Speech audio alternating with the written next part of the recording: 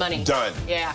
Holla! We did it. We did it. She was the adorable host with the celebrity friends on the cooking channel's Dinner at Tiffani's.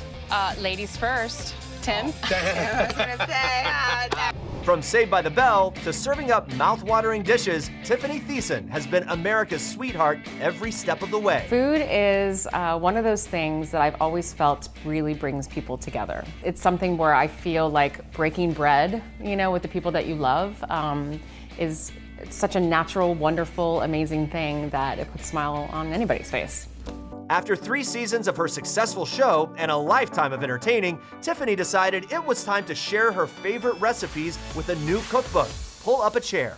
There's been a definite progression in the way I've looked at food. I have a lot of my favorite recipes from when I was younger in the book.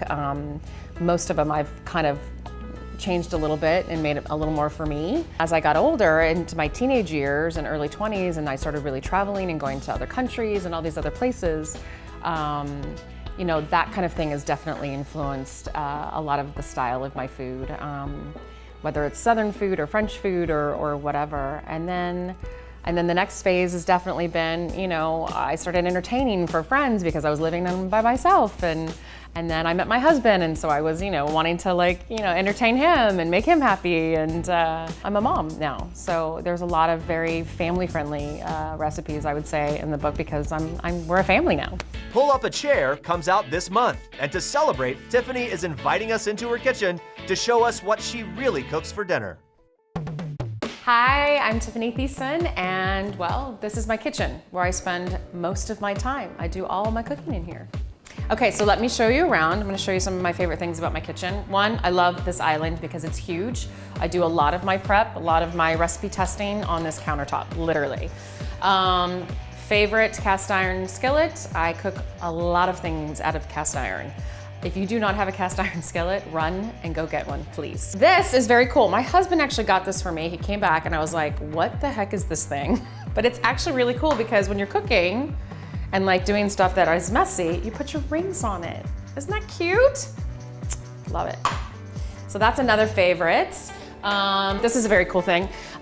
This is actually an antique wine opener. It gets used daily.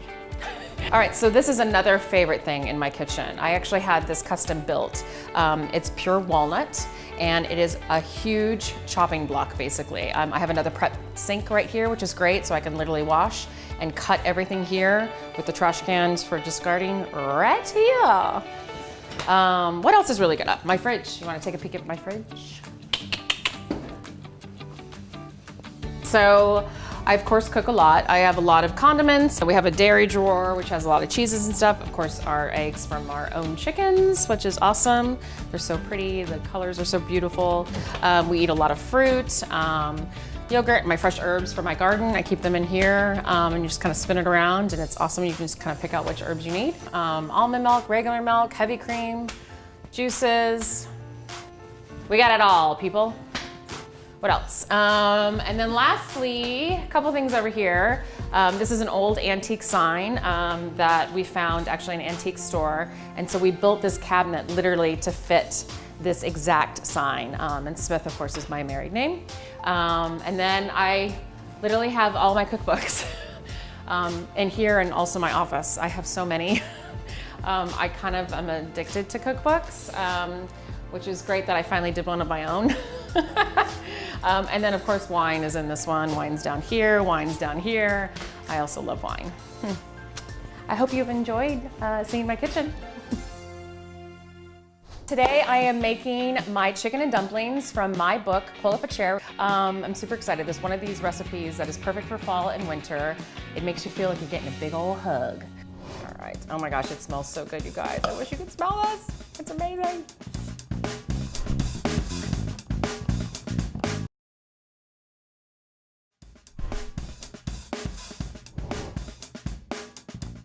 Hi, today I am making my chicken and dumplings. So we're gonna start with our bone-in thighs chickens. We're gonna season them, a little bit of oil in the pan, heat it up, and we're gonna start with that. We're gonna brown those, all right? So take our olive oil, pour a little bit in there, coat the pan, and then we're gonna season our chicken thighs.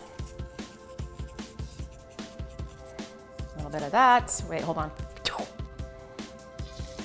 There we go. Nice sizzle. And you're basically just browning these because these are actually gonna cook later in with the dumplings. And then we season these again. I'll use my other hand so I can go back and clean it. Now a little pepper.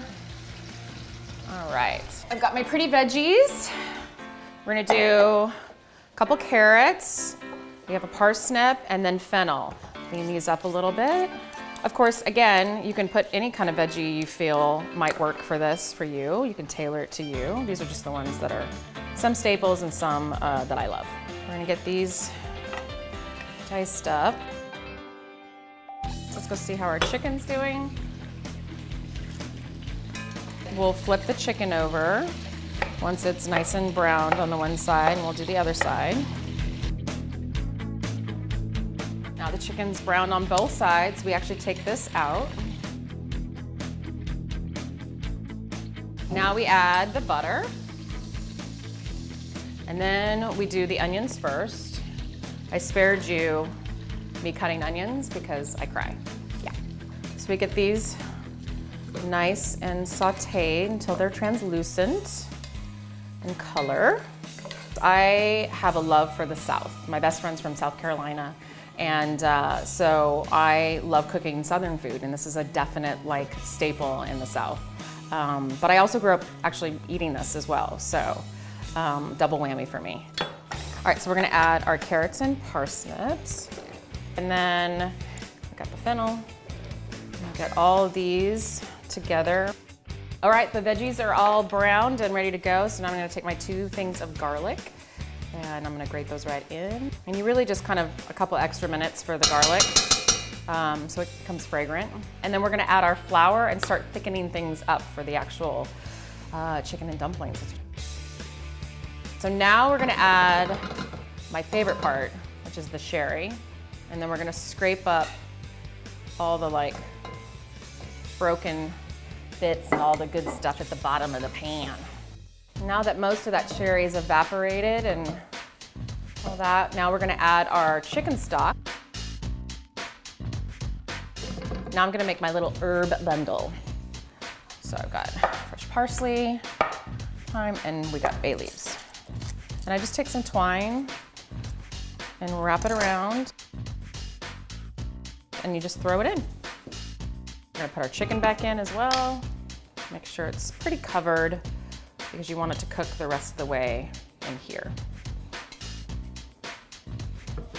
All right, so we're gonna bring this to a boil and then we'll cover and cook it somewhere for about an hour.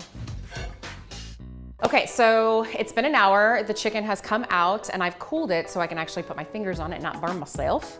And now I'm gonna shred it, take it all off with the skin and everything, and then we're gonna put it back into the nice gravy that's in there, that's getting nice and thick. And then while that's simmering as well, I'm gonna make my dumplings. All right, so we'll stick this in, put all the chicken in there, and then we'll start the dumplings. All right, so we got our flour, baking powder, baking soda, little salt and pepper. I'm just gonna whisk this together, and then we'll start adding our wet ingredients. So we have our butter, we have our buttermilk, and then we add our herbs. We have our thyme, we have our parsley, and we have our dill, which really makes these amazing. Right, so we'll mix this up, and then it just kind of gets to a point where you've got to get your hands dirty, so that's what I'm about ready to do. You just want to make sure that the consistency is a nice doughy, kind of wet doughy, because it's going to go into the simmering gravy of the chicken and dumplings there.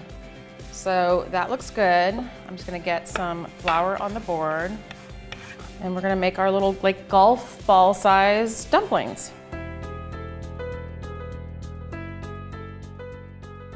Got them done. Now we're gonna drop them in. All right, bye-bye. All right, so the chicken and dumplings are done. It's time to plate and then eat. Ooh, ha! So gorgeous. All right, just gonna add a little bit this to the plate. All right. Oh my gosh, it smells so good, you guys. I wish you could smell this. It's amazing. You can smell the fennel. You can smell the sherry. Oh my God, it's so good.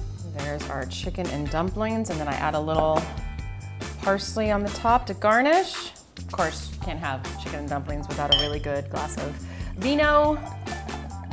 This is one of my favorites. Cheers. I'm just gonna enjoy this. Maybe in private.